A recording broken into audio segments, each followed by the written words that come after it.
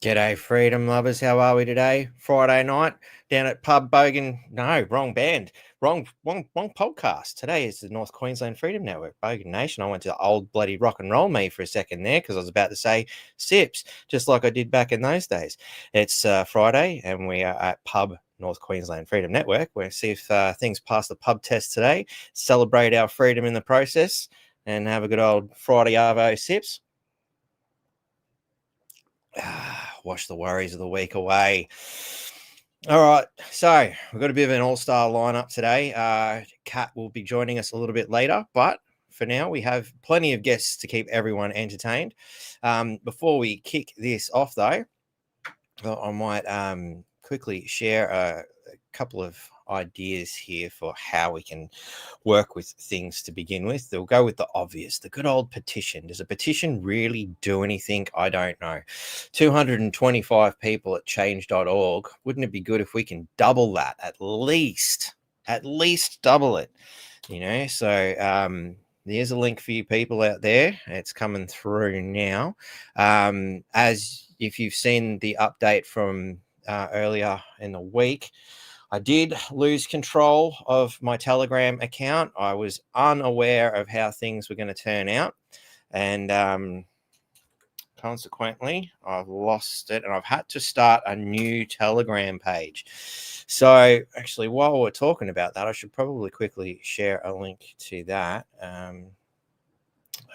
I'll do that in a minute. We'll come back to that one. So there's a new Telegram page. It's at NQ_freedom if you go to Telegram. So it's pretty straightforward. It's just at NQ_freedom.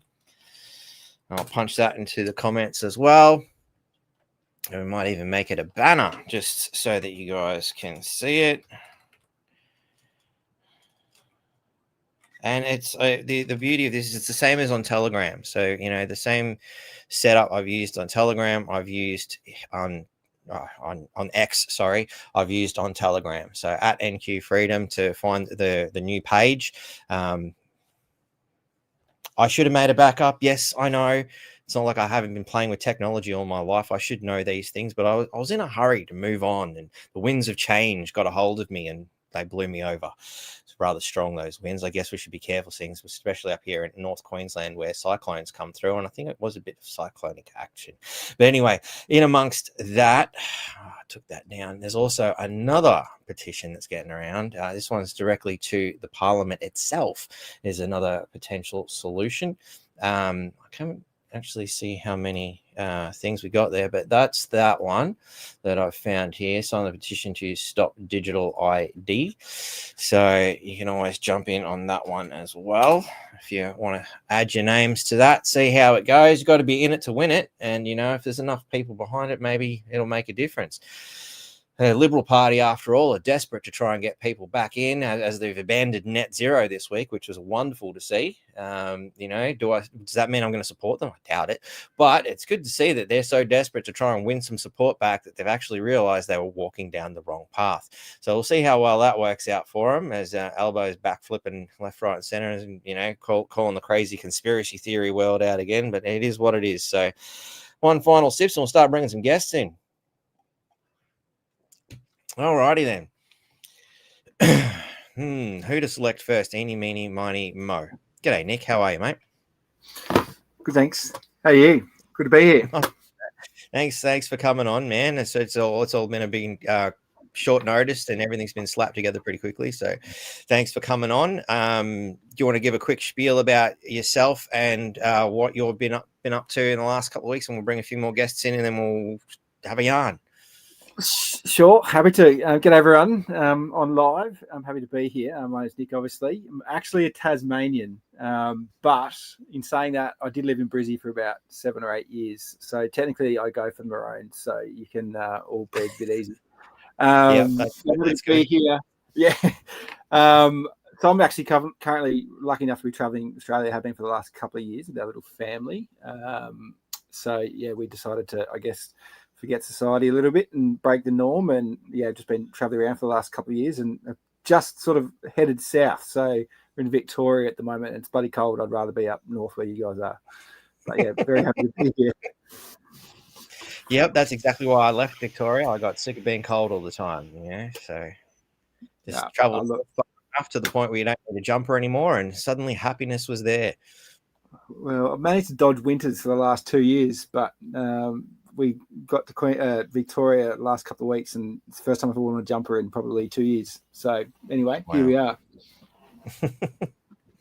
No worries. All right, let's say g'day to Penny. How are you, Penny?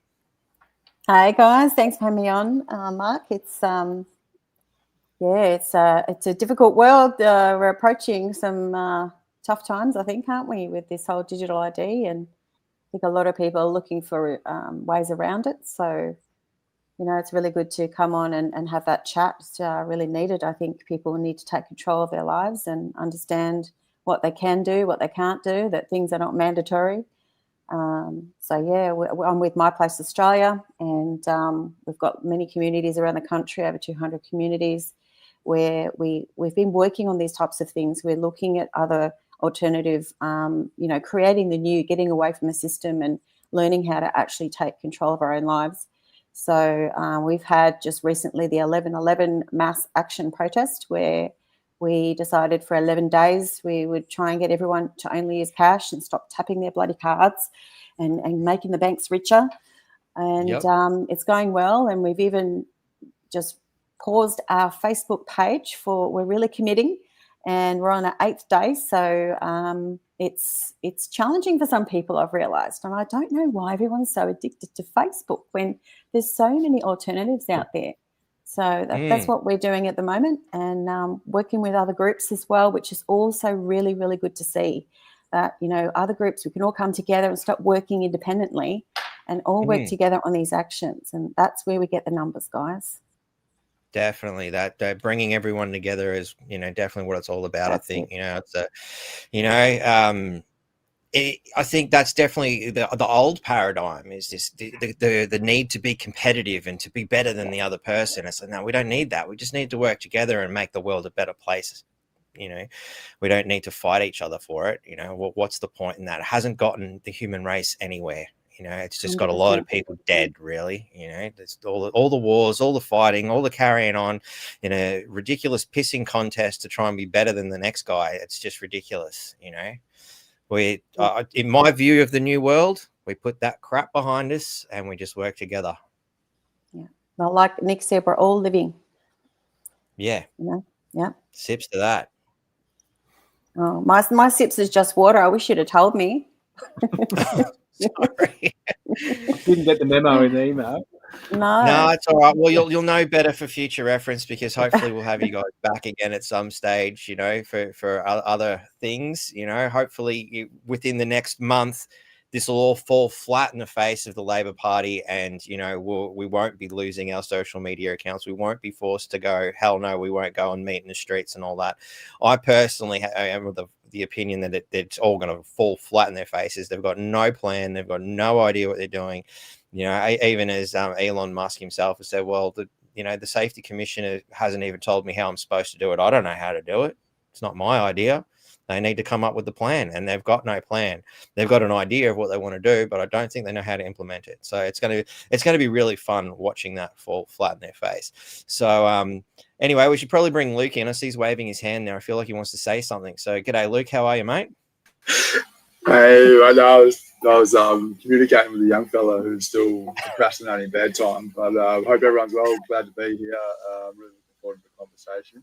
My name's Luke, for those it says it on the screen, but been in this space for a little while now, and been helping people operate differently, step out of it, see the distraction, but also to change the way in which they view it and operate in a different level and allow the system to sort of eat itself alive. So that's our big philosophy, and that's our big, I guess, mindset with it all, is to be able to let that, you know, remove the opposing force, so to speak, from a physics perspective, and just let that isolate itself in a vacuum and consume itself, which we're sort of starting to see now with, I guess, the cracks in policy and the reactionary state that a lot of the government bodies, UN, WEF, seem to be in, and just throwing shit at us. So that's a real positive for me, and we'll just continue to help as many people step out and create in a different way. Yeah, that's certainly the perfect thing to say after what I just said. You know, that's the way I'm watching this. Like they are desperate. They are scrambling. They're in a lot of trouble, and they know it. They're on their deathbed. You know, that some of them have realized that they're very sick, and you know they're terminally ill. Others are already walking around like the living dead, and some of them are just kind of like. It's like those movies you see. I think like The Sixth Sense. You know, if you haven't seen the movie, stick your fingers in your ears. I'm about to spoil it all for you. You know, where he suddenly realizes he's been dead the whole time. You know, walking around thinking he's still alive. You know, and I feel like a lot of our controlling forces are definitely in that frame in a lot of ways. They don't realize they're dead just yet. So, Luke, you were saying earlier you're into personal development and all that kind of stuff, private pathways, and you know you don't really feel you've never had to sort of go out and set up a web page and all that. You just sort of wander around doing your thing, find awesome people, and you know put good vibes out there. You want to tell us a little bit about that?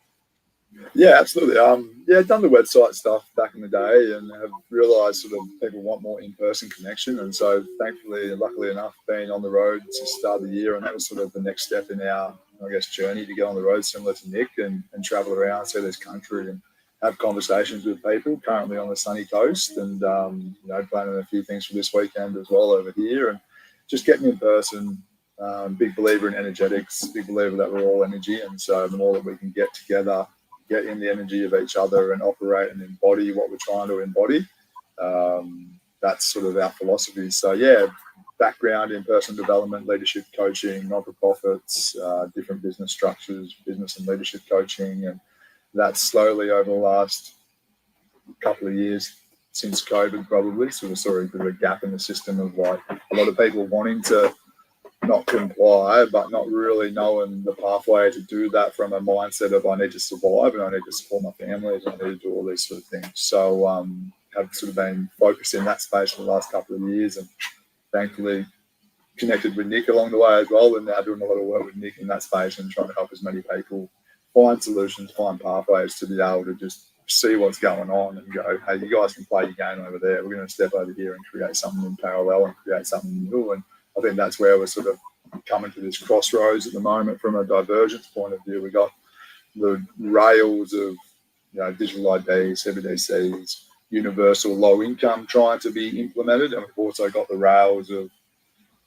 universal high income, where we shift the focus back into putting our most valuable asset and remembering that our most valuable asset is our lifetime and our life force, and putting that in the places that we want to and that we have control over. So that's what we've been cruising around the country doing, and no timeline on that, and no end in sight. So yeah, nice. Just making it up as you go along and going with the force, feeling the force around you and letting it guide you, so to speak.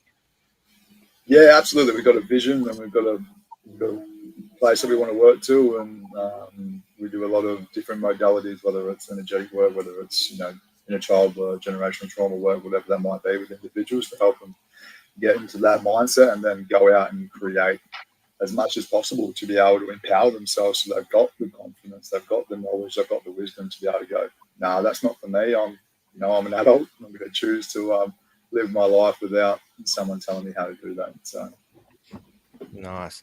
So what would you say to some people who may be a little bit apprehensive out there at the moment and still perhaps living in fear, and obviously getting out of fear, because fear is the mind killer, is probably one of the first places I think a lot of people sort of need to start. What kind of advice would you give to somebody who's kind of still sort of living in that shell, still afraid to speak out about how they feel about things? What would you encourage them to sort of contemplate, or perhaps, how would you help them out? Yeah, look, first you got to have a vision. You've got to know what you stand for and what you don't stand for, right? You've got to be clear in your values and clear in your convictions and your foundations, because if we think of those fear energies or fear mindsets, like stress is really just a fear response to not knowing where you're going. It's a survival instinct from the mind, and not going to go into, like the way in which the brain works in neuroscience, but from a perspective of how do we create, stress is that fear response from not knowing where you're going. And we've been really conditioned to not have a vision, to not think that we're more than what we are, and not think that there's a greater purpose for us all. Grow a pair comments in the thing is a good thing as well. But again, that comes from knowing who you are. Yeah, that comes from knowing what you stand for, and a lot of people out there don't know. And so if we can step out of that and we can get into what we call tension, so just the gap between where we are and where we want to be. And if you think about even the word intention, we set an intention, we're telling ourselves where we want to get to. All of this language, and for those of you who have been in space for ages, you will know that language and etymology is so important to understand the meaning of words and the deeper context of words. So when we play around that from the creative sense, we can get really, clear in where we're going and what we're doing, and that's going to allow us to have the confidence and then find like-minded community. It looks like you guys have got a great community here, and that's what it's all about. Yeah, awesome. I love the way you use the spelling construct of tension and intention there. Very good. The words do have power. That's where the spells and spelling start to tie in my view too. So that's really good. Let's take that over to Nick. You guys have obviously been working together in a few elements, but your focus a little bit more into the decentralized wealth construct. I've found it can be a very complex, and I guess another place where people might find themselves a little fearful and afraid to delve, because it's such a new concept to a lot of people. Where should people start if they haven't started looking into, the decentralized economy? Yeah. Look, similar story to Luke, we share very similar views around the shift and what's actually happening, and we are at this critical point in history where the world is shifting, and it's depending on which way you're going to shift. Do you want to shift towards, as Luke said, control, universal, low income, all that kind of thing, or do you want to shift and look at alternative ways and alternative systems to be able to actually create a world where we can all kind of thrive? and cryptocurrency can be probably a scary thing to people. And like we've been in the decentralized space, crypto space for a while. And I guess one of the things and conversations that I have with people around crypto and the decentralized space, it's if you can actually understand the technology behind it and what the technology actually provides is basically, it's cool. What crypto did was it showed a way to be able to move value around the world without the need for an intermediary, like a bank or an institution or anything like that. And when you compare that to a very centralized world that we live in at the moment, where it's centralized controls, governments, banks, the powers that be, it's a very centralized system. So one of the things that I'm really passionate about, and educating people is what's really, the important thing with crypto is it decentralizes things. It gets the power back out of central entities, centralized control, and actually puts it back into the power of people. So we're big on solution focused, and we really know that, particularly when it comes to the financial system, and that's one of the biggest levers that they can pull. If we have solutions outside of that centralized financial system with CBDCs and digital IDs sort of incorporated in that, then we can still remain sovereign, have financial autonomy over what we actually do with our money. And that's really what people don't understand with the decentralized space is it enables sovereignty with how you want to live and what you want to do with your money and your time as well. So it's a big tool that we kind of, I guess, trying to educate people around. Particularly, we all know digital IDs are coming, but when you actually look who introduced the digital ID bill, it was the Department of Finance. So we can see that the puzzle pieces are actually being put together. It's like we need a digital ID, so you have a government centralized identity, which is going to then have your government controlled crypto version of the Australian dollar that they can centralize and control. So you just got to be able to see the puzzle pieces kind of getting put together. And if you can see that, then you can kind of go, oh, okay, cool, there's that system there. But what are my alternatives outside of that? And there are plenty of awesome people doing really cool stuff in the decentralized space as I guess, an alternative system to that centralized one. So that's what we kind of go into. And I can see the question is, what does the internet go down and you lose all your money? Well, we're all probably foobarred then anyway. If the internet goes down, and we'll all be heading to the country and growing our own food. Yeah. Well, again, I would say you shouldn't have all your eggs in one basket, really. I get that's where the cash thing that needs to be. You have a bit of cash, have a bit of crypto, have a bit of gold, have a bit of this, have a bit of that. Don't put all your eggs in one basket. I don't see how the whole internet and the whole grid going down is going to benefit the system itself. The only reason I would see, and I'm just hypothetically going, all right, running through my head all the scenarios, why would the centralized system want to do that? And the first thing that springs to mind is because they've lost control and they'd rather kick the table over than lose the game. But how much power and control do they have over that? I mean, the $1 million question I've always had when I look at the crypto scenario is, who created Bitcoin in the first place? That's always been my question. It's like, okay, cool. It's a wonderful idea, brilliant idea, and just like anything, a tool is a tool. It depends on how you use it and what's being used for. So, I mean, until I 100% know who created Bitcoin and, where it's all really being stored, I still am a little bit dubious. But that's not to say we shouldn't have any and we shouldn't try using it. And, it's certainly made a lot of people a lot of money. What other options are there out there other than, say, just your average Bitcoin going to something like CoinSpot, which is, you see banners all around the footy ovals and stuff for that now. So obviously that's getting on board with it seems to be more centralized sort of platform than anything. Is there any others out there you think people should look at? Look, there are plenty, and that's, I guess, the minefield that you kind of get with crypto. There's, I think today, at the moment, there's 8 million different crypto blockchains that you can kind of, participate in, and really all blockchain really is it's kind of just the next evolution of the internet. So for those who kind of want to go and look up and do a little bit of research, like look at sort of Web 1, Web 2, and then Web 3.0. And basically, it's just the next evolution of the internet. One of the kind of things that, our core, I guess, ethos around crypto is we always look at like the decentralized projects, because there's a lot of centralized, decentralized projects. So there are lots out there. And I guess one of the kind of misconceptions with crypto is like people think it's this, internet money that you can't actually do anything with. But it's, the technology's matured so much over the last decade. And, we have crypto cards now that we use for everyday purchases. Like our business that we runs in the decentralized space. So we earn with crypto. Like I haven't earned fiat in, 2 years probably. So we earn in crypto, but then we use that crypto for buying fuel, groceries, paying bills, whatever you can think of. And for us, like that's just a no-brainer when you kind of look at, particularly with CBDCs coming on board, and you've got a centralized, essentially crypto version of the Australian dollar that can be programmed and controlled to behave however they want. Like you're going to want some sort of alternative outside of that system.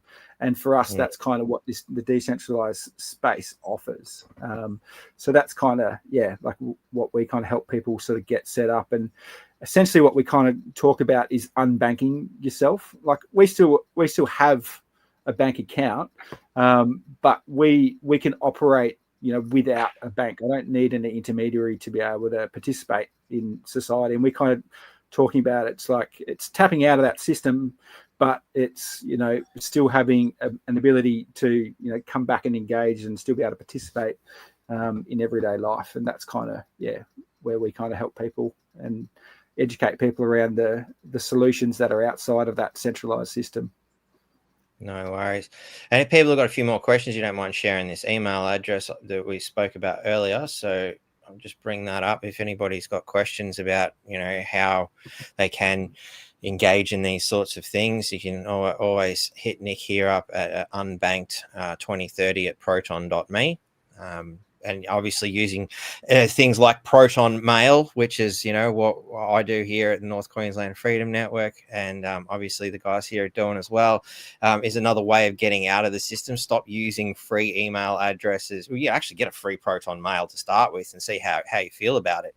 But, when you're paying for a service, you're getting a service as opposed to getting a free Hotmail or whatever from Microsoft and then God knows what they're actually doing with it. So, another opportunity there for ways to get out of the system.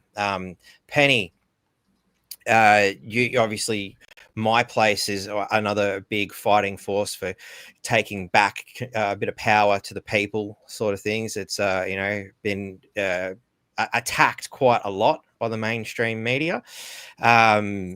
Give us a little bit of a rundown of where you guys are at. I believe you've also set up a parallel society in your own social media network now, which was really exciting to hear about. Yeah, so we have been growing. It's called Unity Hub. We have been growing that platform for about 1.5 to 2 years. And I think it takes that time to actually establish the groups and get the community coordinators to go in and set up their groups. And so it's not just like a Facebook. It is similar. We've got a messenger chat off that as well, but we've actually developed focus hubs. So you can go in and work on your community gardening, and then there's all those other people in there that are doing that around the country amongst the 200 odd MyPlaces around the country. So we're all sharing experience and education, and then we've got law groups, and then there's people that can go and have their meetings and meet each other on that topic.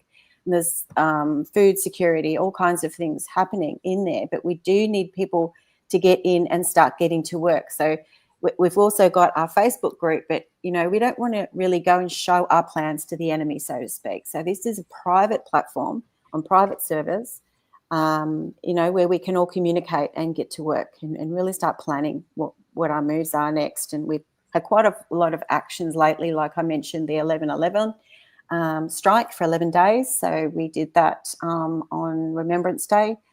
And we also wanted to bring more people to Remembrance Day because there's just not enough people attending these things, and it's quite relevant because back then, they went and they had to fight for our freedom, whether they knew what they were doing or not. They did go, and there were so many people killed. And here we are again fighting for our freedom, right? So, and I did a short video on this, and apparently it went viral. I don't like putting my face out there, but I did it for the team, and it went everywhere as far as Canada, and they joined in as well, which is amazing. So it just shows you just what one person can do. It was a 1 minute 15 video that was so short, and it shows you imagine if everyone did a video like this and said, I'm going to push back and I do not agree with digital ID, I will not consent, how powerful that would be. And so a little bit like Luke, I'm also a trauma therapist and I'm a nutritionist. So I try to take away that fear.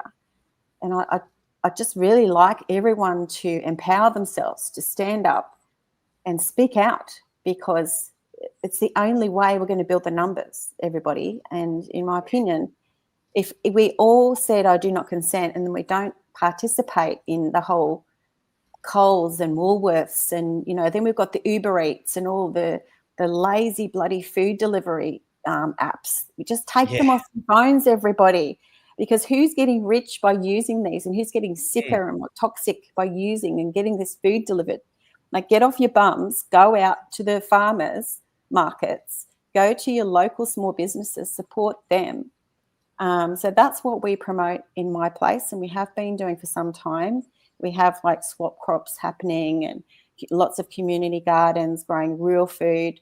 So if we just took ourselves away from feeding the beast, I don't think that they can beat we're the majority, guys, aren't we? With the 99%, we're meant to be the ones in control, not them. So it's up to us to do the do and stop just talking about it on social media. Get together in your community. I mean, what happened to these, the town hall meetings we used to have years ago? We need to get back to that, in my opinion. And it's like one-on-one talking in person in community groups to create the change. Yeah, being more concerned about, what's going on in our society as opposed to the latest scores in some sort of ball sport. That's it. The outcome of that game has no bearing on whether you can pay the bills or not, unless, of course, you're a player or something, But, unless you derive a direct income from it, I don't see what benefit it has to you. Obviously I'm not a sports fan, I really don't care. So we've got to use cash. More cash. And, I was at work today. Oh, we've lost you there. You've just dropped out. I don't know if you can hear us. You there? Are we back? Was that me? You're back. Yep. Yeah, you just dropped out for a second there. Sorry. So we had one of no those internet. Charming shots too. It always manages to catch me. Always, every single bloody time. So we had no internet at work. And you know what? I ended up just messaging everybody. I transferred everything to my phone, message everyone to say, you're going to have to pay cash because we obviously can't use the FPOS. And I'm inside I'm going, gotcha. Oh, and cash. Another charming shot. Oh, am I cutting in and out? Again. Yeah, sorry, just dropped out there. That's all good. You were just doing the greedy grubbing. Sort of. I was going. Yeah, I was like rubbing my hands together because everyone had to pay cash today because the FPOS wasn't working. So nice. I was loving it. Nice. Another example of why you've got to have options. It's all about having options. You should always have a bit of cash on you. I mean, obviously carrying lumps of gold around is not exactly the most practical thing in the world. I don't see it really working, but it's good to have some in reserve, so to speak. So anyway, I see Kat has finally come to join us. We better introduce Kat. G'day, Kat. How you going?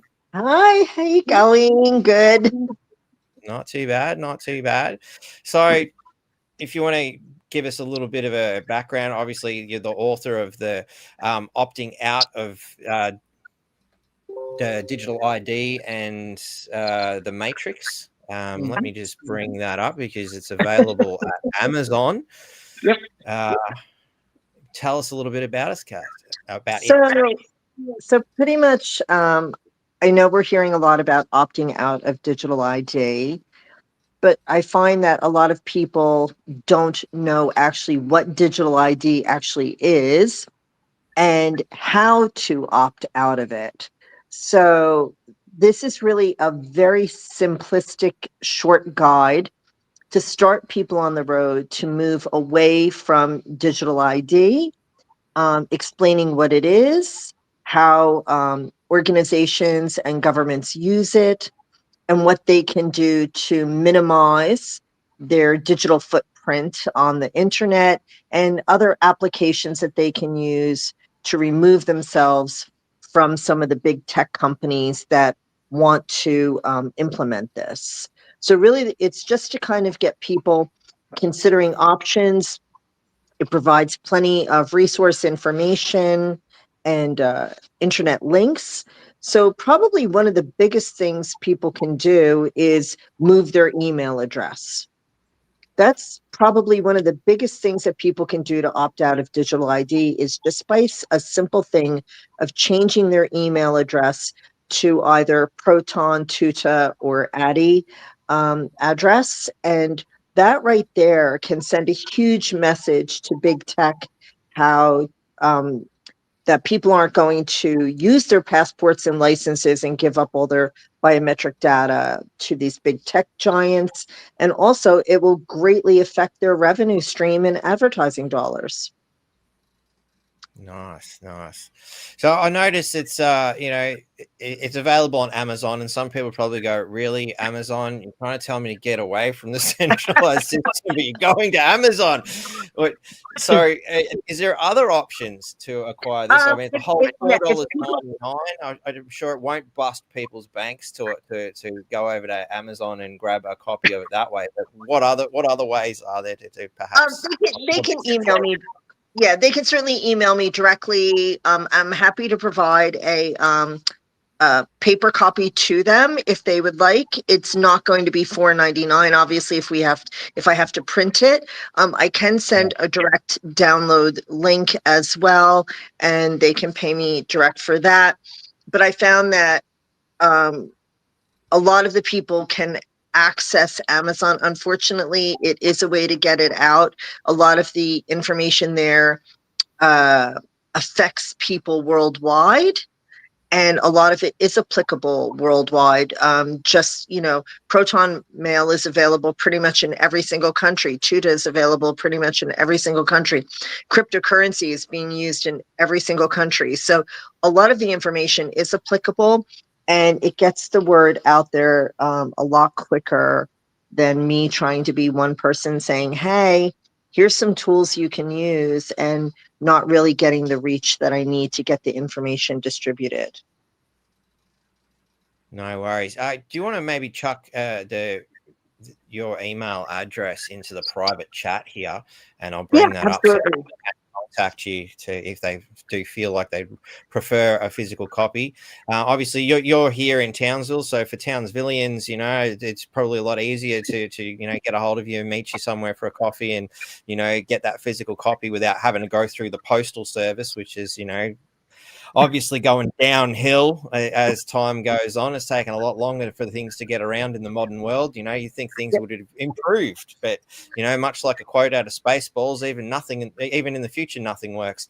So if you're in Townsville, I usually do go to a stand in the park in Townsville on Sunday mornings. You can also flick me a message to on the Stand in the Park page in Townsville or Paradise Point Gold Coast. I do admin both of those pages. And, I'm always happy to reach out for people who maybe aren't internet savvy or don't know how to use Amazon and things like that. But I mean, by all means, I think it takes a long time to completely opt out of digital ID. It's easy to say opt out or no, I'm not going to participate. But even in the guide, I do say on average, it's going to take the average person anywhere from 3 to 12 months if they want to completely opt out. It's a very big process to remove yourself. It's not an overnight solution. due to work and family and possibly children or jobs, you're not able to completely opt out of digital ID, but there are ways that you can minimize the information that you put through the system, and the guide definitely shows you how to do that. Nice. Yeah, just if you want to chuck that email into the private chat, and I'll Will share do. that out with people. So, Penny, you had a little flyer that you sent us earlier. I'll just bring that up quickly if you want to maybe make some comments about these things that you shared here. So here's some ways around the digital ID, practical daily workarounds. Would you like to walk the people through this?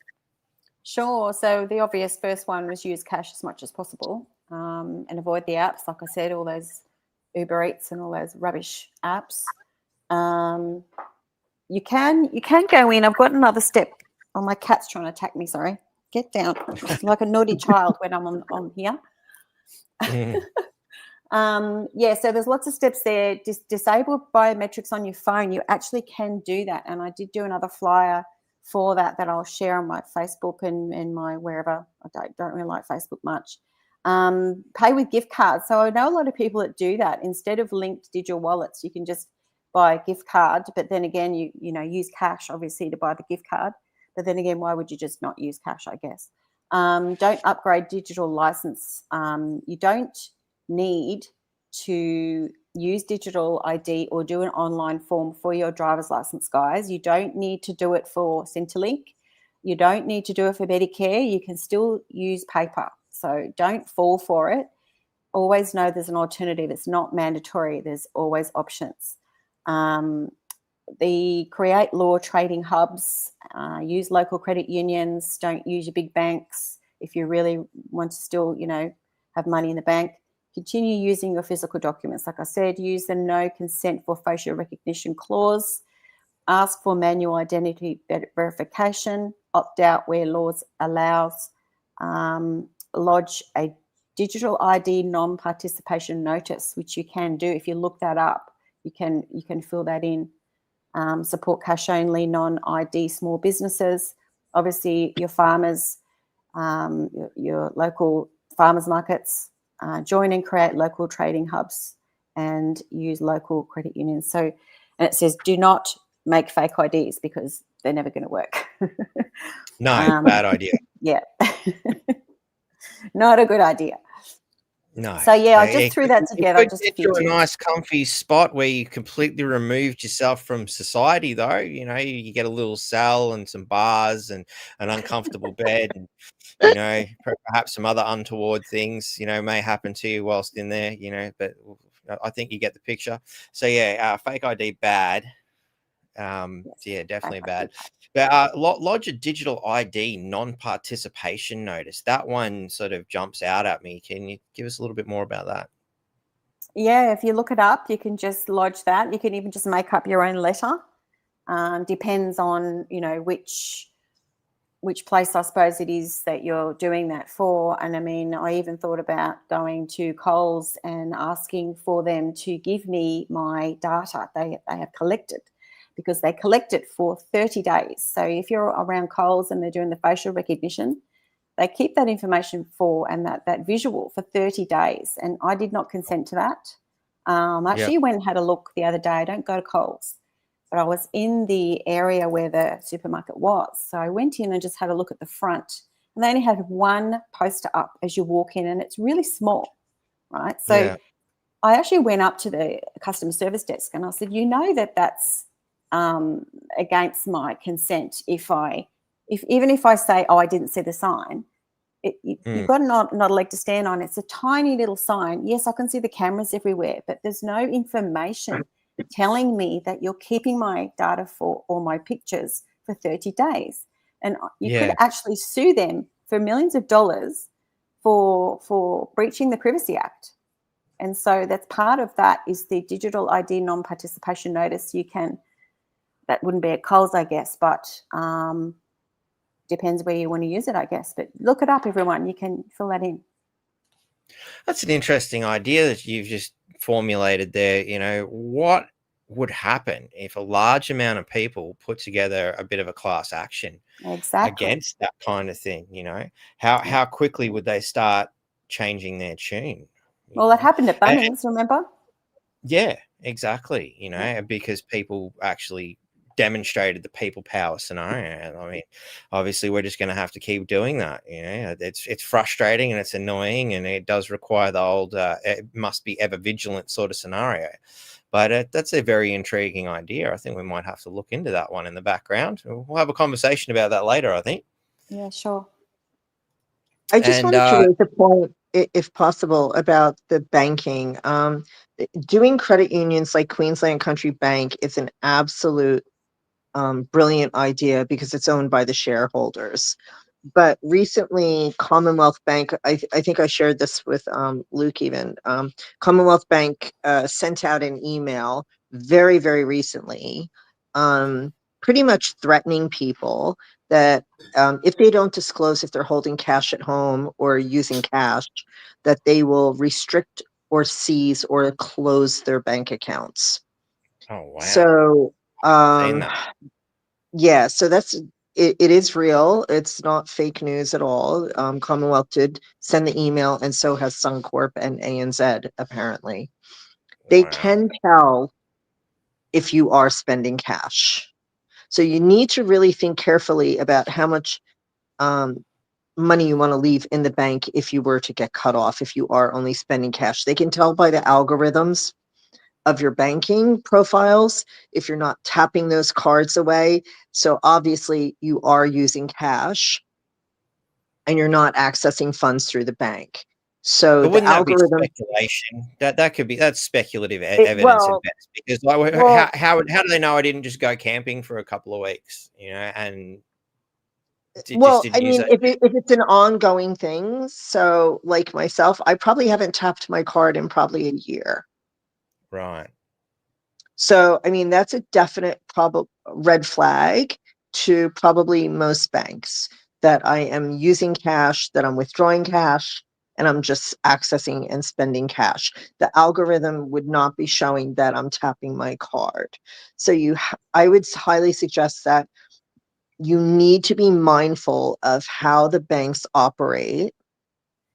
Check if your bank has a customer information regulation, like in that they're actually, I'll send you the information on that, Mark, Yeah, that'd about be what good. they're requesting. I think it's their right to customer information packages is what they're calling it.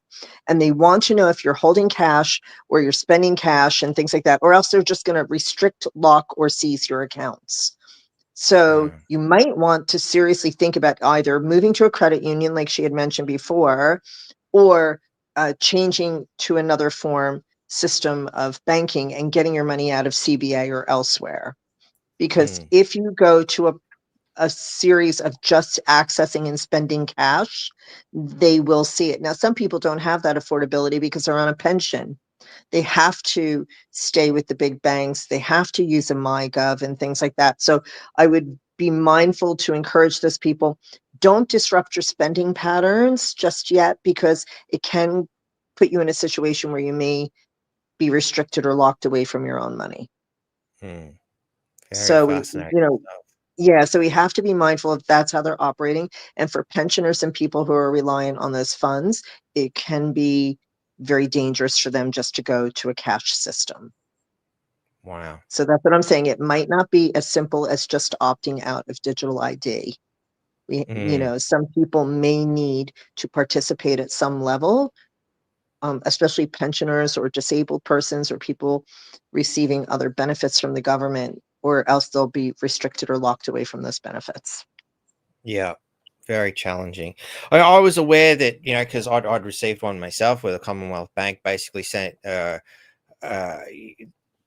they wanted you to update your personal information is what they said, but when you go through the questionnaire, what they That's wanted it. was, where are you actually, what's your primary source of income and all this? And I'm like, whoa. I was happy to go, right, here's my ID. You've already seen it. You want to see it again? Whatever, that's no problem. But this is where I draw the line. So I went into the bank and I've just gone, who the hell do you people think you are? What is this? You know, that's a breach of privacy. You have no right to ask this information. I'm not asking for a bank loan. I've had this account since I was born. My parents set it up for me. I'm happy to walk away if this is the kind of business you're going to, you know, maintain. You know, and a long story short, the lady put through a complaint for me in that afternoon. 10 o'clock the next morning, oh, there's nothing to worry about, basically go away. So I've responded with, well, perhaps this wasn't explained clearly enough. Allow me to go through the legislation. And I pointed out certain points in legislation. We have the right to not incriminate ourselves. So I'm not answering these questions. I have the right to privacy. You are invading that privacy. I'm not answering these questions. You know, more than happy to comply with demonstrating who I am and providing identification, no problem there. But outside of that, you'll get nothing from me. Deafening silence, but then again, their threats to shut down accounts and all that went along with the original email never happened either. So I accept their silence as, oh shit, this guy knows what he's talking about, you know. And I wasn't long before I seen a lot of other people complaining about that on Facebook and various other social media things. And I told them exactly what I did and shown them the legislation I used. And it was, what I found really surprising was how many people turned around and gone, wow, that must have taken some balls. I don't know if I can do that. I'm like, well, I just told you it works. Why wouldn't you do it? I've already guinea pigged this one, guys. Just go and do it. Absolutely. And you see it all over TikTok that people are being asked, what's the purpose of your withdrawal? We're not giving you your money. Commonwealth, ANZ, Suncorp, all the majors are doing it. So people just need to be mindful, like, how much do you really want to hold in the bank? And is it wise to keep your money in the big four? There are lots of lovely credit unions, and when you join a credit union or like something like Queensland Country Bank, it's owned by the account holders. The bank, your funds are used to support the bank and you as a shareholder and a part owner in that bank once you become a member. So those are options to consider about moving out of the big four. And even consider, you know, people can use this link to the Stake app that I've got here. You get $10 free on your first transfer, and a free stock is given to you once you go over to the Wall Street component and buy stocks in the bank that you're in. You are now a shareholder, which changes your position as you're not just a customer, you are also a shareholder in the bank, and that changes your power as to how much you can control the system in itself. So if you are going to bank with one of those banks, don't just be a customer, become a shareholder as well. Because next time I go into the bank with a problem, I'm not just a customer, I'm a fucking shareholder as well. Thank you very much. So empower yourself, ladies and gentlemen. Absolutely. So obviously we've gone through the banking scenario. I feel like we're kind of coming back into Nick and Luke's sort of realm here in the decentralized spaces. Obviously, keeping cash in the bank, there's no profit in it. Interest rates are virtually non-existent, and they're on the and there's been so much talk about those interest rates going into a negative scenario where they're going to negatively.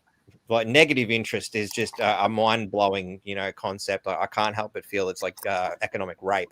You know, it's like, what, the fees and charges weren't enough. Now you're going to give me a negative interest rate just to screw me even further.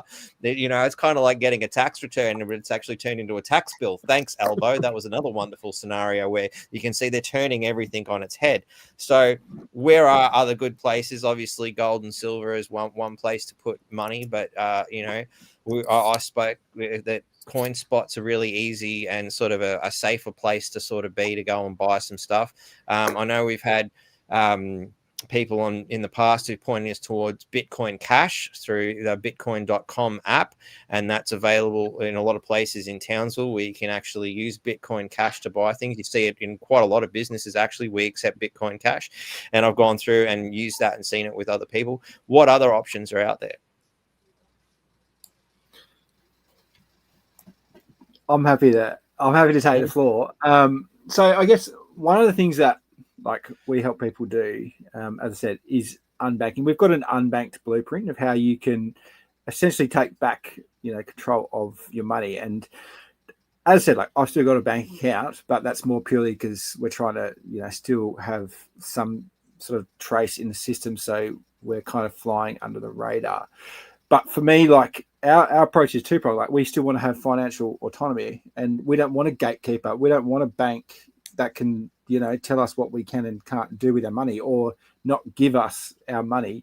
So that's why, we're big in the decentralized space, because it removes that intermediary. It removes that gatekeeper, that power broker that can have control. So I think, like, for me, like, crypto is sort of two-pronged. Like you want to be able to store your wealth and be able to maintain it. And for me, like, I don't know, the way the world is going, we are kind of heading off a economic cliff.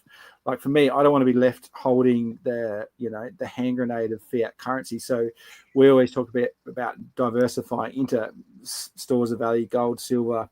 And if crypto is your thing, look at stores of value, more like Bitcoin, more of your big ticket cryptocurrencies. But more importantly, get yourself stable coins as well. So stable coins are pegged to fiat currency, so they don't have that volatility. So you're not going to, like if Bitcoin all of a sudden, goes into bear market and goes down, you've got money in stable coins that are going to have that volatility. And then the stable What's coins. an example of stable coins? Like, just name a couple off the top of your head. So yeah, the two biggest are USDT, USDC. There's ones that are pegged to euros, pounds, whatever. But the idea is, and particularly like what the US is doing now with the Genius Act, is they brought in stablecoin legislation, and a lot of what they're doing now is moving a lot of their treasuries onto the cryptocurrency scene. So they're able to buy treasuries now with USDT, so which is a stable coin. So, they have to be backed by, something in the fiat system, and that's basically what they do.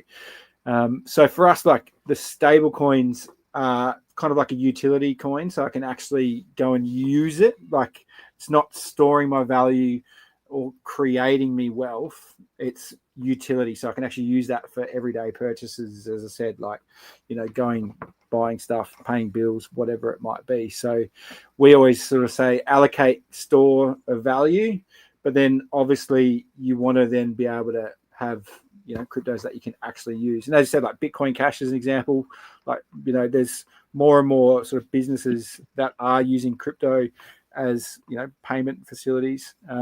But most of the crypto cards, and there's lots and lots of them popping up, are generally pegged to USDT or USDC. And that's what you load with your card.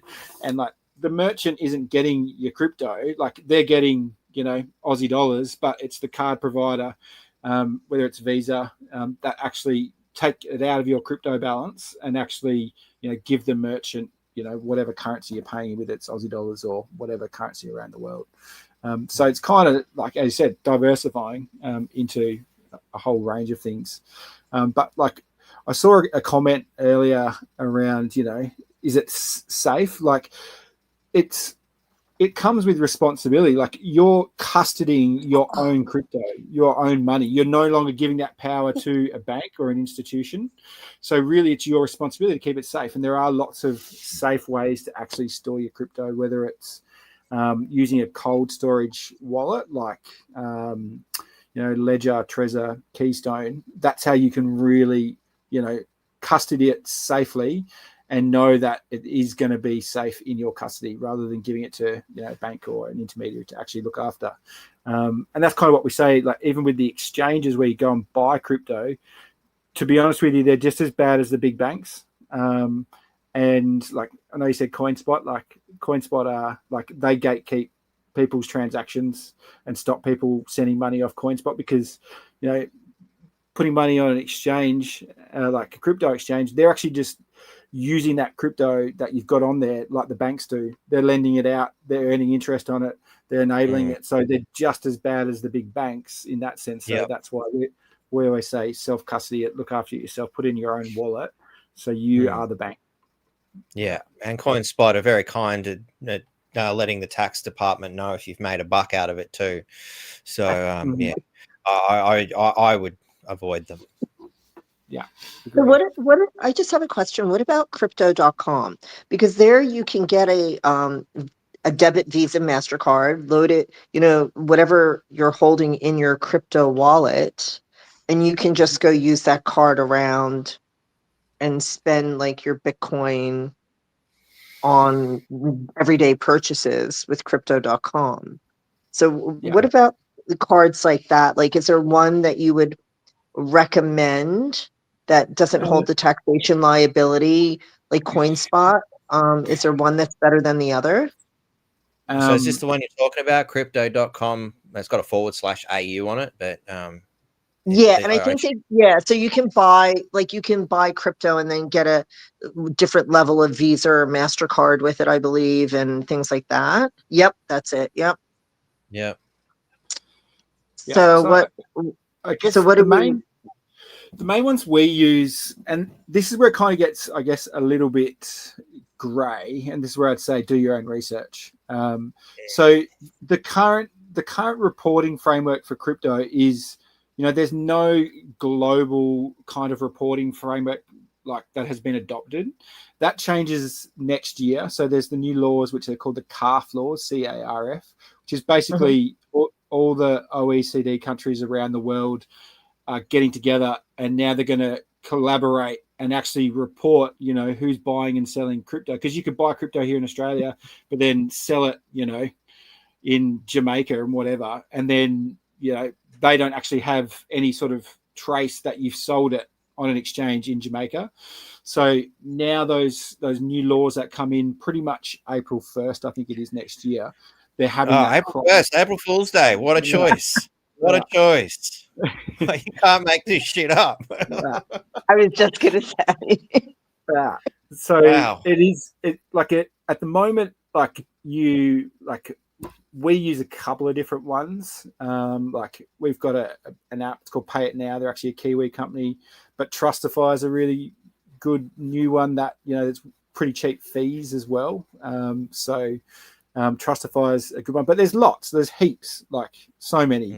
I guess the hardest part and what the gold standard of what a lot of people are looking for is one that doesn't require a KYC, so know your customer, where you actually have to prove you're a real person, and then that's the system's way of still having some semblance of who's going where and spending what. There is a new one that Luke and I were actually talking about last night that claim they have non-KYC crypto cards. We're still doing our due diligence and looking into that, but they're the general sort of any card or financial service provider has to KYC and have that KYC process. So basically crypto.com, Wise, all of those. Okay. Yeah. You'd still be in the system in that sense. They would still see you purchasing crypto and loading it on but if we trade crypto, so let's say I wanted to, I don't know, beam Luke or yourself some Bitcoin, that's not traceable on the blockchain, is it? Or is it just done by codes or by wallets? Because wallets are still anonymous, aren't they? They're anonymous, but this is the thing about blockchain. Everything is transparent. You can see every transaction that happens on a blockchain. No, you can't see the name of the person. It's all unidentifiable. It's just letters and numbers of a wallet address. But you can see every transaction. So some of the ways you can kind of, I guess, remain a little bit more anonymous is just having different layers of wallets and transactions. Because that's I guess the tricky part is because it's so open and transparent. If they wanted to, they could go in and see every transaction that's come from your CoinSpot account to your own custody wallet, and then what it's gone from there. They could trace that if they wanted to, but the reality is it's so hard for them to actually go and manually go and do that. And that's why a lot of time you can kind of, I guess, stay little bit under the radar because it's a time-consuming process for them to go and investigate and actually follow, I guess, the breadcrumbs of where transactions have actually occurred. And there are like things you can get, like splitters that split transactions across like 10, 20 different transactions. So again, that trail becomes harder and harder to actually follow as well. So yeah, that's the thing. Like as I said, you can't hide in blockchain, and that's the idea. Is it wants it to be open and transparent. Because imagine, if governments actually use blockchain technology, and you could see every single bit of money that the government is actually spending, like that's a good thing. Like we want that openness and transparency. But that's why no it more scares the shit out of them. backdoor deals. Yeah. So, and like that's why we're a big, promoter of it, because it is transparent. And that's what we don't get from governments and institutions. Like we have no idea what money is flying around left, right, and centre. But if everything was open on a decentralized ledger that we could see every single transaction that's occurring, like to me, that's power back into the people's hands and out of the powers that be as well. Wholeheartedly agree, because for those of us who have tried to obtain information about the finances of where the governments are doing things, it's amazing how many times documents come back looking like as if you'd asked for the existence of UFOs. So it's redacted to the nth degree. It's ridiculous, and again, it's a double standard. Dear government, why don't you lead by example?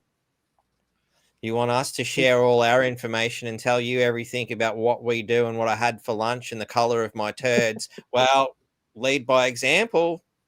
You start first. Well, if Nick or Luke want to send me some information, I'm happy to put an update in my guide about crypto or how to contact you possibly or things like that. I do touch on crypto in general, a very general section of the book, but I don't go into a lot of detail, and you guys would have way more knowledge and information than me. So if you're happy to do that, I'm happy to put an update in the book. Yeah, sounds good. Happy to. Nice. There was a question from the crowd here, and by all means, ladies and gentlemen, now's a good time to start throwing some questions. My wonderful team out there is going to star them for us so we can bring them to the table. Valerie wants to know, where does one access digital non-compliance notice from? Right. Yep. You actually have to make your own notice, which I do have a copy of, and I can share it. Where can I share it? I might get it put on the documents in the MyPlace website. Yep. I'll get our IT guys to put it up on there, and also there's other steps as to ways around. So that's just MyPlaceAustralia.org that people will be able to find that. Correct. Yes, I'll get it up there tomorrow, hopefully. It's a notice that you make. Like you make your own notices, everybody. It's like just taking away your consent, but you have to put everything on paper. So it's not an actual. There is a form that's similar, but it's not called exactly that. I need to look into it. I was looking for it before on my phone, but my phone died. So I will share that out for everyone. My version of a notice. Yeah, you take away your consent. Yeah. And so some basic stuff for the law groups, and that many are around. Obviously, the Know Your Rights group is one that we've had here on the podcast a few times. Within the Living Free movement, there's a whole bunch of lawful me elements as well. I believe on the social media platform that you were talking about, just put a simply a my dot in front of the MyPlaceAustralia.org to get to that social media platform. You also have another field there that people can sort of start to educate themselves a little bit more on the legal side of things and how to draw up said notices. That's right. Yep. Well, we've got multiple law groups in all the communities. They run their own group, their own meetings. We don't dictate to any community groups how they do things. They do it their way. We have a general guide. We have a positive culture agreement to keep everyone very peaceful and conscious and try to evolve consciously and without actually signing any contracts. It's more of a consciousness agreement we have with each community member. It's actually quite nice. New way to do things. Yeah, so go and connect with your community, guys. I mean, surely there's one nearby. There's over nearly 230 of them around. So we'd love to see more people come and join in. Definitely. And now, obviously, the MyPlace community is very powerful because the mainstream media is, constantly attacking it, which tells you that it must be good. Yeah, yeah. Well, you look at the Wikipedia, it'll tell you all about it, how we're sovereign citizens and all the above. You can go and edit it and then it just get changed back the next day. I mean, we're apparently terrorists and all kinds of nasty things. So, yeah, you can't crazy. Trust Wikipedia. Oh, it's disgusting. Actually, I haven't stopped to even look to see if I'm there. I should do that. It's something to do I for a bit of entertainment. I heard Elon's creating something like real, but like his own Wikipedia, but it's actually real. You can't edit it. Oh. We'll see. Wow. We'll see. We'll see what happens. Elon's one of those. I don't know how to take the dude, to be honest, but it's entertaining at the very least. It's kind of like the Catter Party. It's like, I don't know, but it's entertaining. Zusi here's got a question. What about using cash cards from the post office? Can they trace and track that? I'm going to say yeah, because they know who bought it and they know where you spent it. And that card would have an ID and a number and whatnot. Anybody else want to add to that? Absolutely, they can trace it. They can look at the purchases on the card, go back to that retailer. If there is CCTV or other identifiers, they can certainly figure it all out. If you pay for the cash card with a credit card, they definitely know who bought it. So there's lots of ways to trace those. But just on another note, in my book as well, I also show how to opt out of the AEC and voting.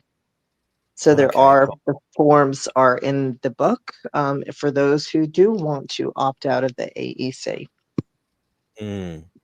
Speaking of which, have you actually received your by-election ballot in the mail? No, because I'm not in the AEC. Well, there you go. Okay, cool. That answered that question. I mean, I still like to participate because I like to vote for Troy Thompson and piss everybody right off. I'm looking forward to watching him win again. I reckon that'll be a great victory for the people. That would be hilarious. Hilarious. So, and obviously they're still very concerned that is a possible reality. As I've been recently informed, apparently things have gotten out of hand with the postal ballot system. Obviously, they've now had to set up polling here in Townsville because people aren't getting their postal ballots. We've got a couple of voters here in this house, and all the ballots turned up a week apart. Like, how does that work? They're saying that it's going to be a close run between Nick and Troy. Those are the two top contenders. Definitely. Because there's the people who just, are believing the Townsville Bulletin and the people who see the Townsville Bulletin for what it is, the bully tin, as I like to call it. Oh, my God. They're a joke. They're a joke. But yeah, things have gotten that bad that it's all over social media. People are now pointing out that there's ballots being found in the streets. There's bags going missing. People aren't watching these things. There's queues backed up down the street. How many people are now double voting? They, put their vote in the mail and then go down and vote again. And like, apparently this is a shit show. Yeah, apparently on Facebook there was an incident in North Ward where somebody was seen going through all the mailboxes, poaching them. And obviously they were going to go fill them out and then send them all in. So that's the kind of stuff that's been happening. I just think voting's a shit show. I removed myself ages ago, and I just think I'm not going to let whoever, whether it be Liberal, Labor, whoever, affect my life. I'm just going to get up in the morning, still do what I do, and not play the game nor participate in their shit show. So Hmm. if people are interested in opting out, I do have all the information. They can ask me directly. They can look me up on Facebook, Zacklova. I'm happy to accept messages on there. I can send them sample forms. They just fill in their name, all their details, and send it to the AEC, and it's done. And for those who have been patiently waiting, there's that email address. Sorry, during the course of the conversation, it slipped my mind to bring this up. Kat did the right thing and dropped it in the private comments, but here it is now, the moment you've all been waiting for, Kat's email. So there's your opportunity there to drop her a line and say good day and ask some questions, especially for those who don't have the facility to actually ask questions. I know we've got over 200 people watching at the moment live, but there'll be thousands tomorrow who will watch this at a more convenient time, considering that we're not all operating on Queensland time. So yeah, I mean, for I everybody. do have, just to let everyone know, if they do want, I can send them a binder of the book. It wouldn't be a professionally printed hard copy, but all the information is there. If they don't want to order off Amazon, they'll just get the original manuscript printed, and I can post to them anywhere in the world. If they just want to cover the printing and postage cost. I don't do it to get rich. I'm not trying to make a profit on this. Obviously, you look at the price on Amazon, it's less than a cup of coffee. It's just really just to cover the cost of writing it and engaging with Amazon and paying for their advertising. So that's really it. Yeah, nice. Like I said, $4.95, I think it was. Yeah. Yeah. And if you have a $4.99. Kindle membership, it's free. Oh, it's free with the Kindle membership, is it? Yeah. If you have a Kindle membership, it's absolutely free. There you go. I'll definitely So, yeah, share yep, it with the $0 MyPlace. Kindle. Yeah. So cool. I've never actually used Kindle myself. I tend to find I've been pretty good at finding a PDF of most things I want to find. And if I Yeah. can't do that, I'll buy the physical copy. There's times I've actually managed to acquire books for free because I'm clever like that, and then enjoyed it so much that I went and bought the physical copy anyway. So I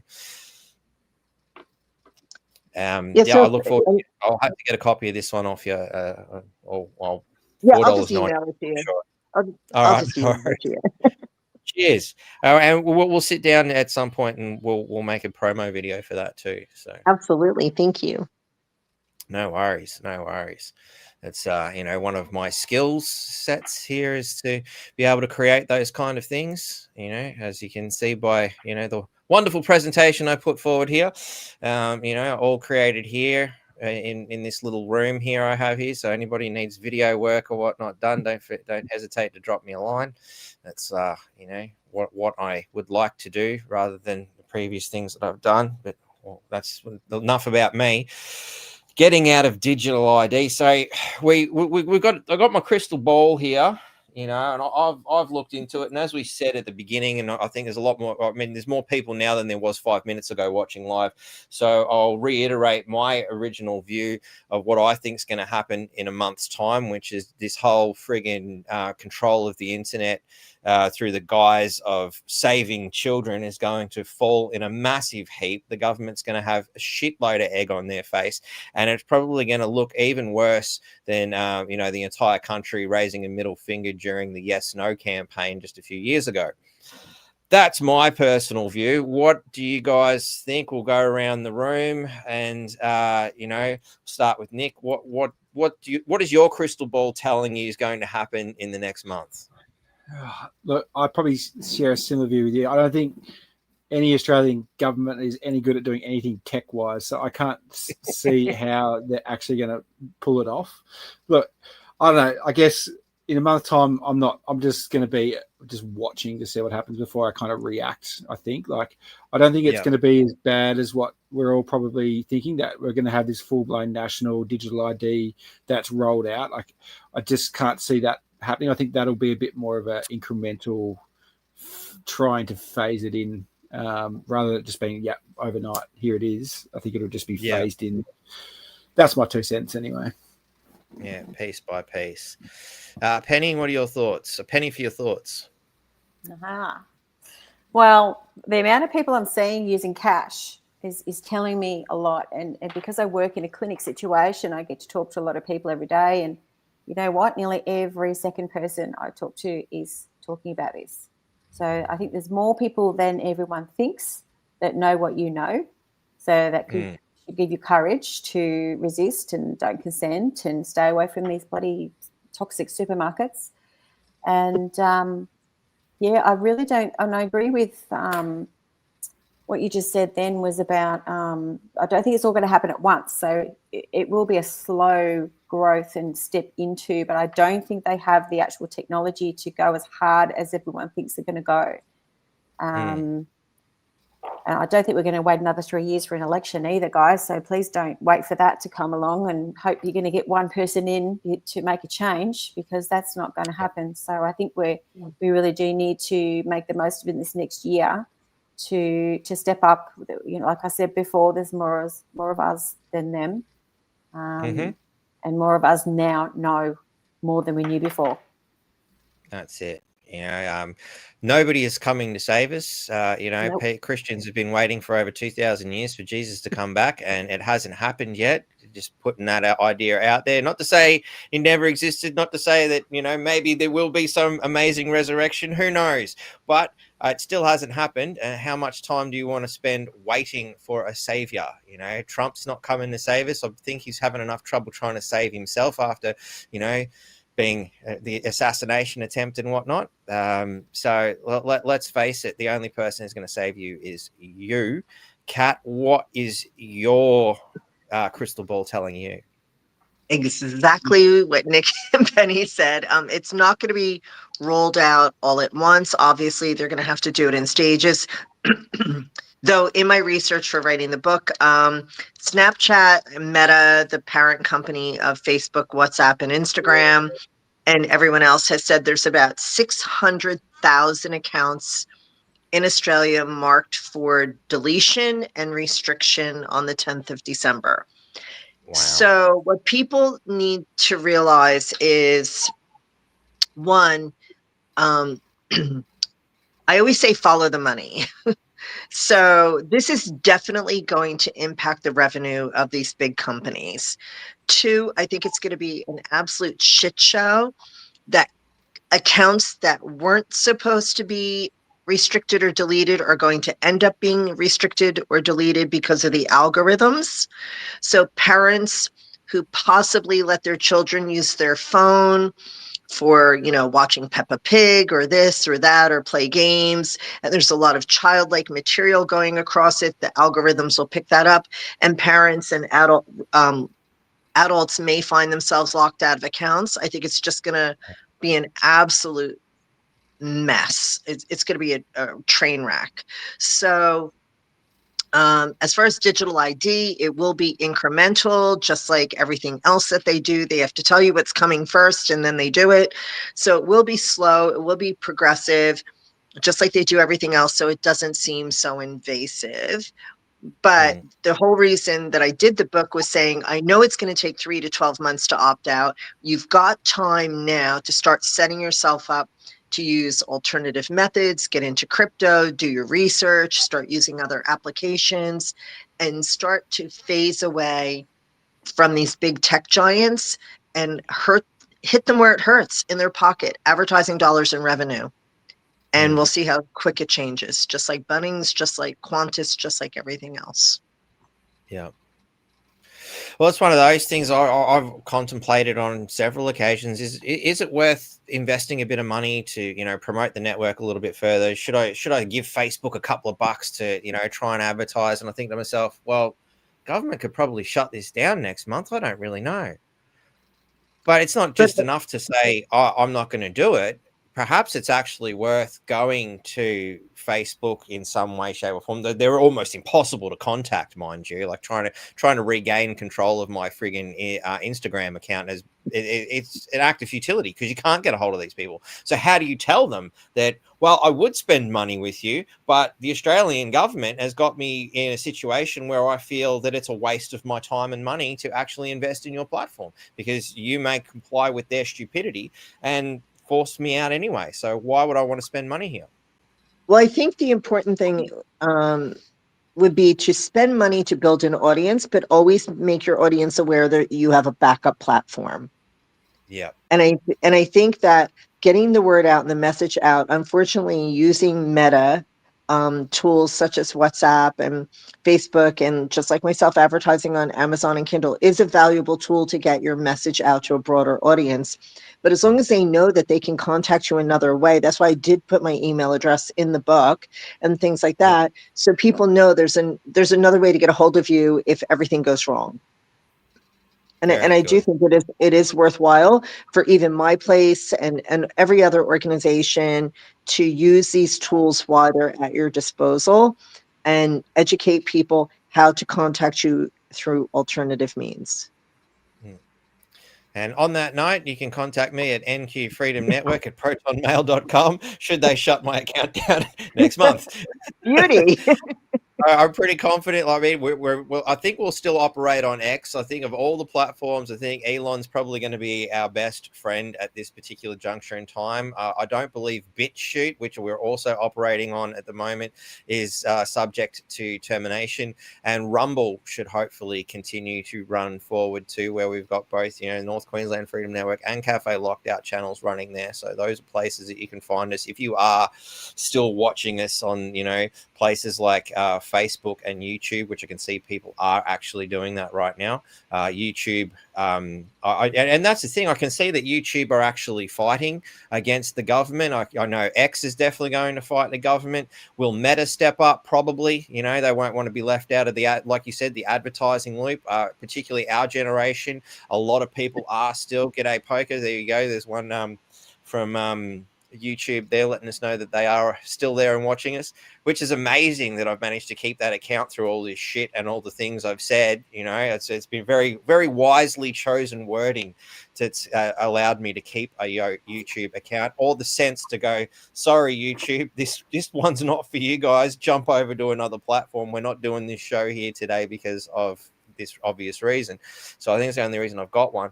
But that said, there are obviously other platforms you can find us on. I don't think they'll be able to take them all down myself, even if they do just get heavy-handed. Luke, what's your crystal ball telling you, mate? Yeah, look, I mirror the sentiments of everyone else in that it's going to be a shit show, and there's plenty of alternatives out there regardless. Like Odyssey is a great YouTube alternative, Chatter Social, Mastodon, a couple of good ones out there as well. But like, it's going to come down to just understanding, just observing, just seeing what comes, and understanding these rails that they're trying to put in place, like it or not, they're trying to put them in place. Right? They're trying to link everything up to CBDCs. They're trying to get people to use digital ID. And there's been some really good stuff in the chat around understanding what you're contracting into, understanding like you are the one that owns your energy and where you put it and your time, and understanding that and being very, very mindful. And no different to anything. If someone changes the terms and conditions of what you agreed to, then it's up to you to say, well, I'm going to accept this or I'm not. I'm going to go somewhere else. I'm going to take my time and my energy somewhere else. And same as YouTube, YouTube fighting. There's been a few people saying, YouTube's fighting for freedom with trying to push back against it. They just want the money from the under 16s. Their profit margins on the under 16s, they make $7.9 billion in revenue from under 16 users. It's just all money, right? And so when we understand that, all of these conglomerates, all of these big techs, they're all owned and operated by the same poor people. They're all pushing the agenda, same as the big banks. They're all involved in the CBDC projects. They're all involved in Project Acacia. It's all coming from the same thing. And the best thing that we can do is understand what we're contracting into, understand what we're signing, and go and do it in different places, like decentralized blockchain tech. And there's been a few comments around crypto in the comments and those sort of things. It's very important to separate cryptocurrency from blockchain tech. Blockchain tech is a very, very valuable technology from a privacy and a transparency point of view. And there's some great decentralized parallel economies being built out there. The Connect community where you can buy your food direct off the farmer, with your grow tokens. You can offset your power bills. You can own your own AI blocks. There's some really good projects getting up out there that are trying to create something different that you can get involved in, and you can actually own the infrastructure of them. So again, from a store of wealth point of view, very, very handy. And I think just just remember that everything is created wealth. Like anything outside of your time and your energy is creative wealth, and what's important is what you put the value in. So if you value cryptocurrency, awesome. If you value gold, silver, awesome. If you value your time, whatever that might be, even the stuff that like some of the bullion places are starting to do with gold-backed notes and fractional gold notes, just remember that I think is the most important thing in regards to everything that's sort of coming at us, because, you know, like it or not, if they want to get Agenda 2030 on for the masses, it's going to, well, the pressure's going to come because they need you beaten down and just trodden on to be able to think that that's a good solution, you know, and that's what they're relying on. They're relying on people keeping the blinkers on, keeping into their distraction, maybe going to a few rallies and then going and sinking a six-pack and thinking job done, but not actually changing anything about their actions. So, you know, that's probably, you know, and there's been some really good things about that in the chat too, around like understanding what you're contracted into, understanding that even the fiat system at the end of the day, cash is fiat's the biggest Ponzi scam on the planet. you know, it's all bottom to the top, but we have a transfer of wealth and a shift and a changeover in every 20 years, which we're coming up into that 18.6 year cycle now. We're about to see a massive shift and a massive transfer of wealth in the fiat system. All of that's coming at us. So, you know, I think what Nick and I are sort of telling at the moment is we're just selling fiat. We don't want to own fiat. And we're trying to put that across as many different places as possible in a diverse sense. And that sometimes that's crypto, sometimes that's altcoins, sometimes that's gold, silver, copper, you know, whatever you believe is going to hold its value long term, knowing that everything outside of your time and energy is just a created sense of wealth. Yeah. No, I wholeheartedly agree with you on that one, mate. You know, shoving money under the mattress is not going to help, because we've seen how much the value of money has absolutely plummeted. You know, I remember being at the Perth Mint in, I think it was about 1999, 2000, somewhere around there, and the price of gold was about $360 an ounce.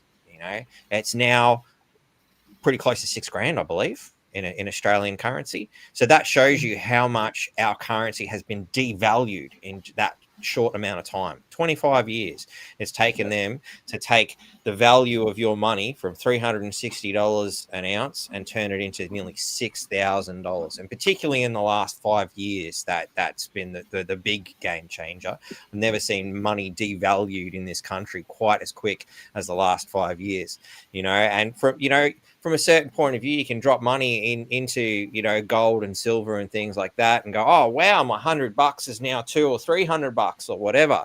You know, you haven't made money. You've actually lost the value of your money, you know, which is why, you know, I really want to reiterate what you guys are saying about putting, you know, your money, your stored wealth into places that is more secure, because, shoving money, cash under the mattress, you may as well just set it alight. Yeah, and then they bring out a few new notes, and those notes are worth nothing anyway. They've done that before too. And well, check the history books. Have a look at what happened in Germany after World War One, which led to World War Two, to the point where money was so valueless that a basket full of money, you just dump the basket full of money, it was too much weight, we'll just take the basket, it's worth more than the cash that was in it. And look, they changed the rules, and that's what the US is trying to do at the moment too. The US is starting to use stable coins, put all their trillions of dollars of debt into cryptocurrency, and, you know, whatever they're going to do with that. But the US has a tendency to change the rules to suit the United States of America, and I think that's something too for people to understand. Like, Trump's not looking after the people; he's looking after the United States, the business of America, and so he would do whatever he can to maintain that superpower. But we're starting to see that shift too. So, I think. Just do what is aligned for you and where you want to go in alignment with your vision, and understand the power that you hold in not only your signature, but where you put your time and your energy. And there's a lot of actions that you can take to step in a place that's way more alignment and less compliance than being told what to do by a government and a system that, to be honest, doesn't give two stuffs about you and what you want. Exactly. So we should probably start. Go ahead. Yeah, another thing is just to back on that, your currency is actually going to be worthless. Cash will become like Confederate money and worthless. The US literally just posted an article, I think yesterday, that they minted forever their last 1 cent penny. So there's no more pennies that are going to be minted after 2025. So they're already phasing out minting their own currency. And I think one of the most important takeaways, like with digital ID, is like we've had massive breaches with Optus, Medibank, Qantas. Do we really want to trust Google and Facebook with our passport and driver's license and biometric information? And what happens when we start doing that? It's one thing if you're giving biometric information to your government for health benefits or passports and things like that. It's another thing when you're giving it to big tech companies because we don't know what they're going to do with it. And then there becomes this blur of public policy and, corporate policy that has access to all of you. And that really shouldn't be happening. Like when they're trying to make your body, your biometric information a password, that should scare the shit out of anybody. Oh yeah, definitely. Yeah. Especially considering they also want, the right to access your body to inject God knows fucking what into it, as we've seen over the last few years. What happens, where if your body is that biometric, they fucking inject some God knows what into you, alters that biometric, and now you can't access your own shit because your heartbeat's different, or your skin's changed, or God forbid they somehow fucked with your eyes and you can't even use your own iris doesn't look the same. Like the stuff these people are doing. Like it's madness. It's one of the first things I thought, oh yeah, cool, use your fingerprint. Well, what happens if I burn my thumb? How am I going to access my shit now? I burnt my thumb. It's all fucked. Like, come on, think about this. Like, the first thing I thought. That's the first thing. You don't want to think about the rest of it. We have to remember. Also, Mark, we have to remember we are the currency because they can't make any money without us. We're the slave. Yep. We're the ones that are 100%. The slaves, right? 100%. So we have the power. That's it. And that's I guess that's the big thing we sort of started with, and kind of winding into the end here is that the people power know how much power that we have, and you don't need a savior when you can save yourself. You don't need somebody to step up and be that king, that politician, religious leader, any of these, fictitious people who continuously try to stand between you and the universe, or in some way try to impede your ability to move because they think they know better than you. No, that shit's got to end, and it's up to everyone who's watching, and even those who are not watching. Everybody's got to start stepping into their own power in that regard, and stop waiting for somebody to come and save you. You must save yourself. But that's your own choice. If you enjoy your serfdom, if you enjoy being a slave, then just keep doing what you're doing. Go back, watch the footy. She'll be right, mate. Julie made a really good point on that note, though, that she was at a wedding on Monday and was speaking to a few of the guests and was surprised how many people are awake. And that's really good. That's good to see that, that's happening, and that she also obviously took the time to have that conversation, to realize, to probe, to feel out how are people feeling around me without, going, did you know the Queen's a lizard? It's probably not the best way to start a conversation, people. I just like to put that out there, feeling delicately, so that's really good. And, the more people start to stand up into that power and go, hey, I'm not alone. There are many of us, and we can loudly and proudly say, fuck these people, then better off we're all going to be. Valerie here has said, so Proton Mail is a paid subscription. You can get a free Proton Mail. Scroll down the page. Yeah. Yep. Just scroll down to the bottom and there's a free account. Yep. Yeah. I personally pay for it because, I'm like, well, I wanted the extra features, and as a paid customer, you get treated better. It's the same as anything, just like jumping over and supporting this network with a few bucks, you become a little bit more important.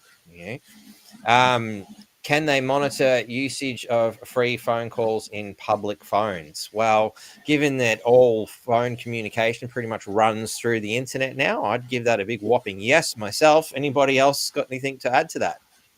Yeah, it's all owned by Telstra. It's all feeds back. Like it's, if we think about you look at Southpan, all of the satellite tech for pinpointing things within 10 meters per second, and all of the I can't believe how many cameras there are in fucking Queensland. It's just unbelievable. Every 100 meters. We need more angle grinders. It's bloody insane. Yes, Like like the UK. And so that surveillance is there, and anyone that thinks that they're not. Well, ASIO actually has a bill out. ASIO actually has a bill out under the Anti-Terrorism Act that they can actually monitor all of our social media communications. They can monitor all of our phone calls. They can actually go in and make phone calls using your number and make people believe that you called them. They can actually change your social media posts. This is actually in the law. So they have access to all of that already. So if you're on Facebook and this and that, they can literally go in and manipulate your posts. And on that note, we were talking about this just the other day, Kat, and when I checked when we were having that conversation the other day, there was no ASIO surveillance drone, but I would just like to say hello to ASIO surveillance drone X14. I've just found you. I'm watching you watching me. Hello. So yeah. I had the Every helicopter. time I'm doing a podcast, it's amazing. They just happen to be around when I'm doing a podcast. You can't. Well, I had the helicopter spraying pesticide over our house today. So half of Townsville has itchy throats and runny noses now from all the fire ant eradication aerial spraying today. People are like, I don't know why I don't feel well. I don't know why I'm coughing so much today. Yep. Thank you, government. Appreciate that. Yeah. Sips to your kindness for asking for permission to do that too.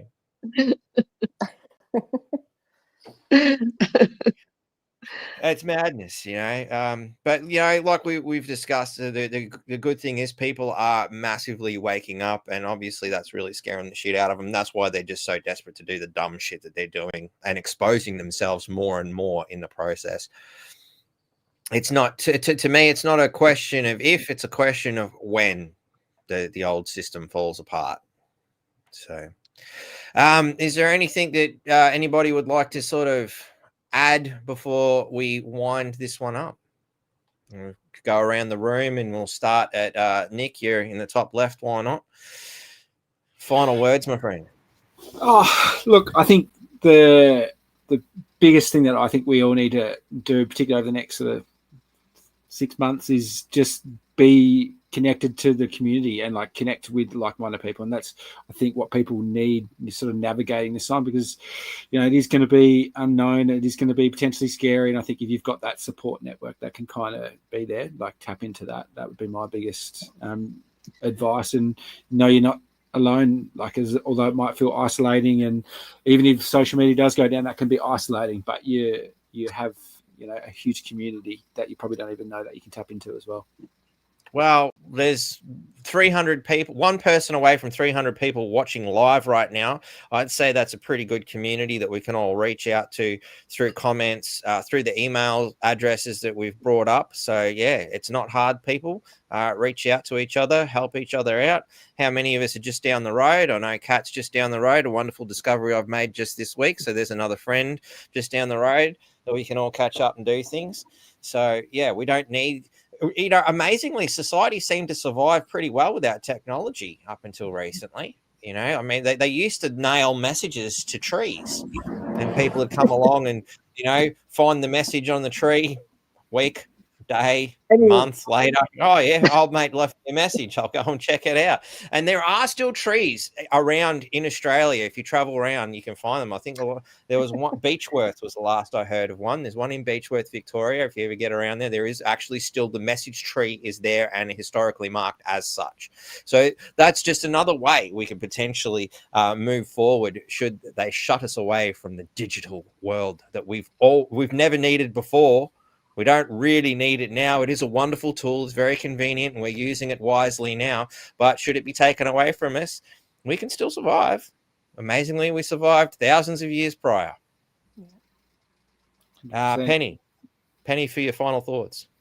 I think maybe we need to spend more days leaving our phone at home and just living life, going walking in the forest and doing a lot of grounding and breathing and getting to know our neighbours. I think a lot of people don't even know their neighbours like we used to. Used to trust your kids with the neighbours, and now everyone's like looking at each other, don't trust anyone.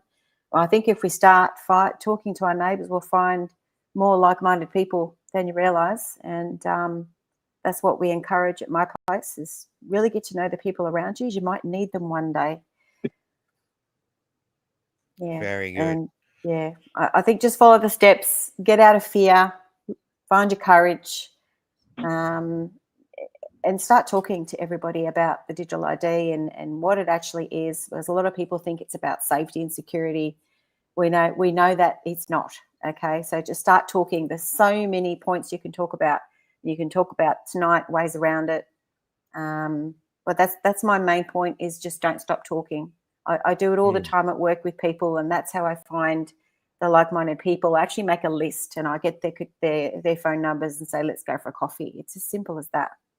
It is very much. Kat, final words. I think get educated, research, get involved. Stand in the parks, People's Revolution, MyPlace, whatever it is that you want to, whatever group you want to join, go join it. Catch up with people who can share information with you that you might not know about. And my biggest thing is, we already know what's happened over the past 5.5 years. Stop whinging about it. What are we going to do to move forward and be proactive about it and stop the next bullshit from happening? That's where our heads need to be, not thinking about COVID and what happened 5 years ago, but what's coming next, what shit fuckery are they going to throw at us, and how are we going to navigate it? And let's be proactive, not reactive this time. Very good. Very good. And Luke, my friend, final words.